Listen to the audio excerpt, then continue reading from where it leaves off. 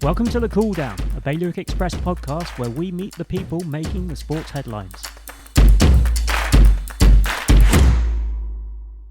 Hello, I'm Nick Mann, and in this episode, Guernsey's strongest woman, Lizzie Singer, speaks about her recent record-breaking victory, her journey so far, and why she's so keen that others take up the sport.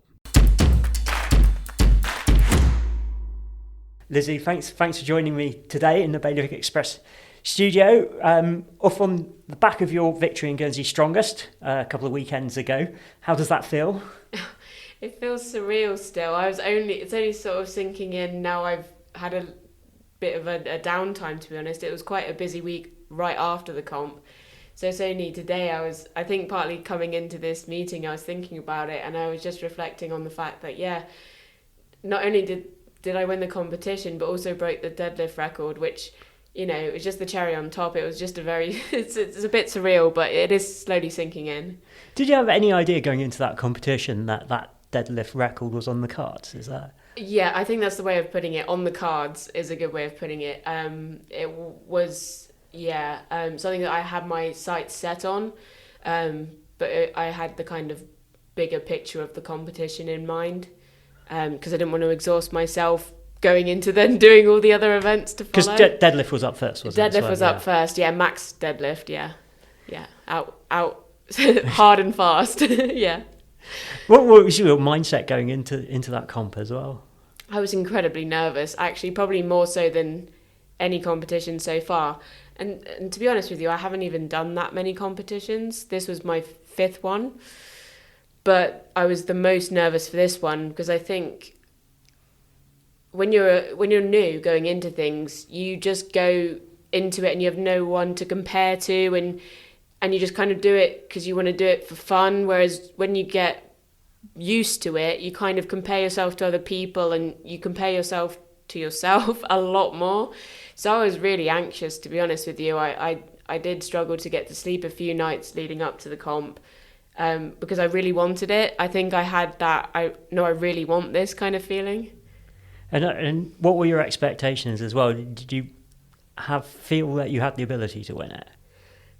Yes. Well, so this is the thing. Like, I find if you set the goal to win, then you can come down to disappointment, because in strongman, it's not as in your control as something like powerlifting, because the equipment can be very different on the day as to what you use practicing. So in theory, you can expect this, that, and the other, but you never know on the day. And also, you don't know how good other people are, because there were a few people that I hadn't been pitted against before. So it's just trying to, you can only do your best. And I was trying to assure my brain and go for performance goals rather than ranking goals, because you can't control rank necessarily. If you break every PB and you still don't come first, that's surely still a win. That mindset, And any particular challenges that came up on the day as well? The distance from the toilet. That, all things aside, I mean, that was, I think the location was a lot more ideal. We did it at the last post the last couple of years. I'd say location-wise, that came up pretty well trumps, actually. Challenges on the day is basically just trying to keep your nerves as in check as possible. So for me, actually, taking Bluetooth headphones where I can, once you've done all the niceties and not giving people the cold shoulder, because I think you're so nervous, sometimes you can be in your own head. I spoke to people and then I put my headphones on, got in the zone, and that really helped me, because it's always a challenge going into that first event. Your nerves settle so much after, but you have, I think everyone feels it, which is why everyone kind of, if you're new to the sport, it can seem a little bit like everyone's a bit cold. But it's first event nerves, and then everyone kind of loosens up a bit, and then you can have you do end up having really lovely conversations. So it was the mental challenge for me this year was the biggest thing, because I've got nutrition fairly down. It's just fructose, sugar. So that's simple enough, really. Yeah. And how did it pan out on the day? So we've spoken about the record in the deadlift. Good way to get things going. That was a great way to get things going, yeah. and I still had a lift, but I decided to not do the 5th lift because of saving energy. So there's potentially more in the tank for next year, which is quite exciting. I won all of the other events as well, which again was a pleasant surprise, because for me, there's always like the moving parts, like for example, the truck pull. You can't practice that in real life. Like, no one has access to pulling a truck, so it's just kind of like, well, just go for it, and that's what I did. The main thing is, again, just having access to gripping shoes. So quite kindly, the up climbing give away the shoes that they no longer use. So that was really cool. And then the overhead and carrying a yoke medley into the anchor chain. That was all good. Again, I think what I was not so much concerned about, but it's just all of there's several implements to do. Normally you'd have just one of those things as a whole event in itself, let alone going between each one. So there's so many factors to consider, but again, kept my cool, which is the main thing, and just went for it. The biggest surprise for me was the 4th event, which was the Rolling Thunder, and it's essentially it's like the thickness of a Coke can, and you have to get your hand, you have to get a good thick grip on it, and it's rolling, so it's like rotating, so you can't stop the mechanism from rolling, otherwise they'll DQ you. So it's quite intense, and that's something that, again, in day-to-day life you don't tend to like pick up Coke cans that weigh 40 kilos. So that was something that I really had to work up to, and that was the one I was probably most nervous of. And then finished off with power stairs, really strong. I was well looking forward to that event. So if you ever need a suitcase carrying up in a like bunny hop style, I'm your person. Oh man, how did you get into the sport? So me and my partner, we were walking the Cotswolds Way walk in April 2022. And at that time we were just umming and ahhing about building our strength in general. And I was like, I feel like I want to set up a Guernsey strongman group. And then when I actually looked it up on Facebook, it was already a thing. It already had existed, and I had no idea about it, because up until 2 years ago in April, I thought it was, you had to be the biggest, the heaviest, open weight category. So this was just eye-opening to me. I was like, wow, what an opportunity. And it just so happened that was leading quite nicely. Like, say a week or two later, Gail Girard posted, hey, we're open to entries for September's comp. And it just sort of all snowballed from there, really, because I was kind of inspired to launch something myself if there was a gap, but it was already there, so I just found my community that way. And how do you even begin to go about that? So you have that dream to get into it, you see that there's an opportunity there. Well, what happens next? I think it's, don't be afraid to ask. Be a bit cheeky in the nicest way. It's kind of like, if you don't ask, you don't get kind of thing. But also it's a really welcoming, Strongman as a whole is a really welcoming community worldwide. So basically I just reached out to Gail at the time so we got back sort of end of April time, and basically said, hey, can I come along? And she does a session every Saturday at Valor Gym at the bottom of Rouge Rue. And anyone's welcome, from 10:30 till 12. And she does a rotation of 4 different sort of types of session. But yeah, I just sort of rocked up to that one day, and I think the first implement I picked up, because obviously Strongman's got some weird equipment, so I picked up the log, which is a terrifying implement, to be honest with you, to start with, because having that weight on your chest is unlike anything else. But I just never look back, Gail is so welcoming and for all abilities and all levels of understanding, and I just never looked back really. I just got more involved with that, and I did the September competition back in 2022 as my first comp, and the rest is kind of fast-tracked since then, it feels. What's the best bit about the sport for you? The best bit is that I think it's the variety of people that are involved with it. Like I said, the pleasant surprise that it's not just this body type or that body type, this personality or that personality. I mean, I follow Mitchell Hooper on social medias, and he says he's like the only open strong man without a beard. So like, you know, there are some sort of stereotypes that kind of shine through, but I'd say in the women's side, actually, you get a whole host of all kinds of women, and it's just really inspiring to see that, because I've never really wanted to be put into a box of any kind, and I think it's really freeing. The kinds of people, the kinds of events, the whole package of variety really appeals to me. Because I guess that's what makes it stand out from straight powerlifting or something like that. There is so much more variety and so many different challenges, technique and endurance and reps, etc. Yes, yeah. I'm always learning, and there's, I guess if you're willing to fail because you're willing to learn, then that's the kind of thing that like you're basically forever like growing and just learning from people. So I really love that. Yeah, that's why strongman. I think if you're willing to give things a go, just go for it. And in terms of the competition, you mentioned before that you've done, I think it was 5 you were saying. Where would you like to take that, and where can you compete, like off island, for example? Yeah, so I mean, on island, I know that Gail's looking at trying to do it a bit more regularly, because I think it allows people to get a taster for it rather than doing the big comp, and if you've never done it before, it's potentially daunting.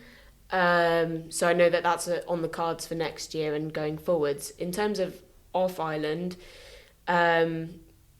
it can go sort of one of two general ways, and I tend to go down one of the ways just because of so you can go down the weight category route, which I tend to do off island.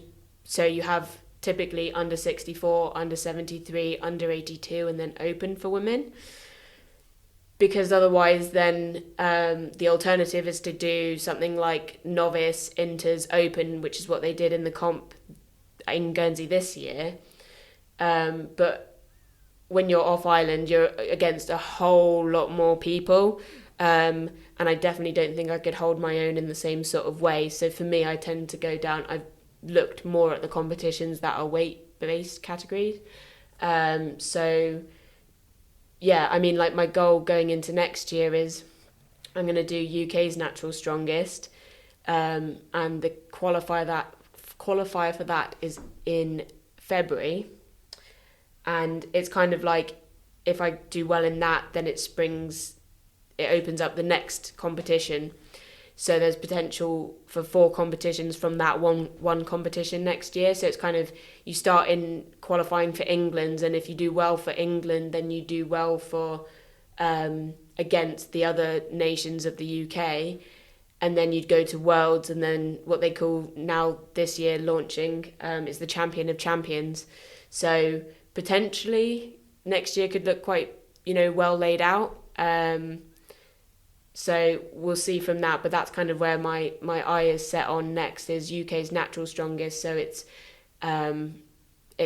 drug tested, so you know that you're against people that haven't in the last 3 years taken any sort of performance enhancing drugs. So that's where I'm set next year. Sounds like an exciting prospect. And are there any particular areas that you're focusing on to sort of make those next steps up in terms of performance? In areas of like training, do you mean? Yeah. So strongman's always quite on it in terms of letting you know quite early on what kind of events you're going to be doing, and quite often they attach the weights you'll be doing to that when they announce. So they've actually already released what the events are for February. which means that you don't want to specialise on the events too soon, partly because you get bored, but also your body kind of gets used to the adaptation, so then it's like less effective. So I'm currently just literally like this morning starting a building block generally again, and then working towards peaking for these events come February time. So it kind of around Christmas will be when I'm kind of honing in a bit more on those event specifics. But for example, like the 5th event in the comp is a rubber Atlas stone ball to shoulder, which, you know, you have to be a bit creative with that, because we have sandbags out the gym that I go to up at Granite Fit, but they're floppy sandbags, so they don't work the same way. But I mean, you'd be spending so much money on all the equipment that you could possibly need for strongman. So that's why I think just having a bit of creative problem solving, and also just an acceptance that there's some things that you just can't control, but it's almost nice going into things like with the truck pull. There are going to be other people that won't have that specialist equipment too. So it's kind of like just problem solve in the moment, do your best, and you know what, you can't ask for more really. So yeah, I mean, like in terms of training, it just, the basics cover a lot of what's needed. Start off heavy with the classic deadlift on a Monday morning. What else could go wrong? What does a typical training week look like for you then? Okay, so I've actually reduced my sessions down. A few months ago I was doing 5 sessions, now I do 4, because I like having a balance. I think something for me is that I wouldn't ever do something where I'm going completely wholeheartedly into something at the cost, like at the expense of everything else kind of thing. So for me, striking the balance of doing 4 days a week has meant that I can go extra hard on those 4 days, but then I typically have a Wednesday off and then the weekend, so then I'm really giving it my all, but I have that balance, and also flexibility. If life, you know, comes up and something changes, then I can always go, oh well, it's okay if I don't go to the gym today, because I can just flex around that. You have, you know, 4 opportunities in the week to just make it count, so that really works for me. I've definitely over recent years become more flexible with that sort of approach. And then training wise, very sort of broad strokes, tends to be deadlift on a Monday or just first session of the week, because it's such a taxing exercise. You kind of want to be as fresh as possible for that kind of movement. It's very central nervous system heavy. And then I tend to do some sort of overhead pressing, whether that's axle, which is just a thicker barbell. So you got axle bar or log, or just standard barbell on the second session. And then I tend to have that break rest day. And then the third session is a squat, which doesn't actually come up much in strongman, but it's the whole movement pattern is incredibly useful in terms of carryover. For example, for Atlas stones, with so you have a stone on your lap, and then you try and you have to do what's called a triple extension. So you raise the ball up onto your chest, and then you kind of extend through your hips and raise your heels up, so you kind of almost look like a bear that's kind of come try and eat you or something, but that's the general way to describe it. So yeah, squat carries over quite well. And then the fourth session is more kind of very generally an event type session, or just doubling up on something, but in a lighter variation than earlier in the week. For example, this training block I've got deadlifts again, but at 70 to 80% of the load, so it just sort of taxes less on the body, and that's very generally what I'm doing at the minute.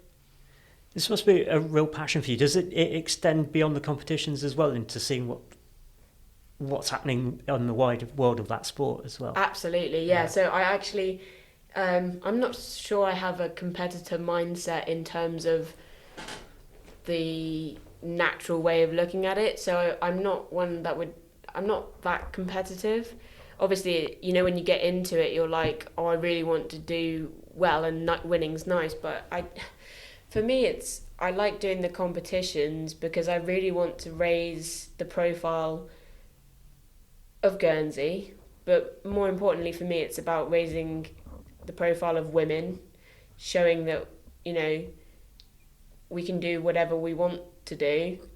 You know, if you put barriers on yourself or you allow other people to put barriers on you, then it can feel really isolating, and you don't know your own strength, your own worth. And I think you can really find yourself in this sport in that way, and the women in the sport, but also the men, you know, we're all supportive of each other. So for me, that's why I really like to do the competitions, and that's why I want to take it to the next level, because I really want to showcase like Guernsey talent, and also just try and raise the profile of strong women in general.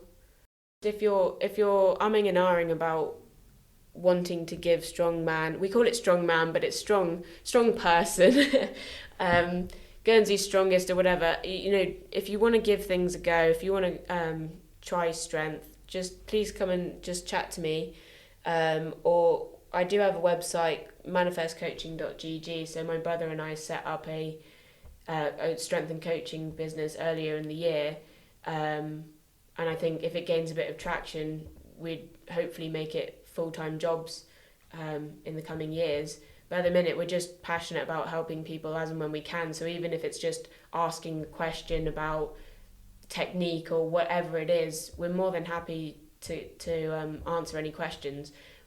We currently train out of Granite Fit Gym, so that's a 24-hour gym.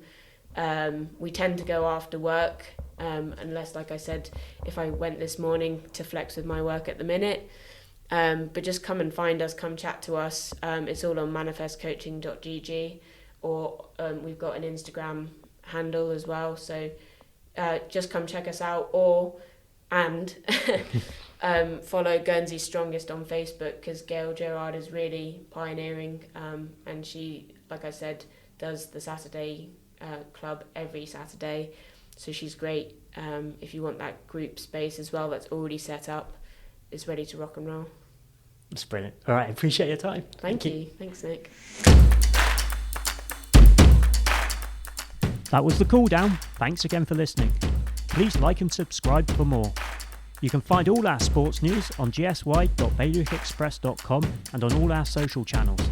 Sign up to our daily email to keep up to date on all the work the Express team does.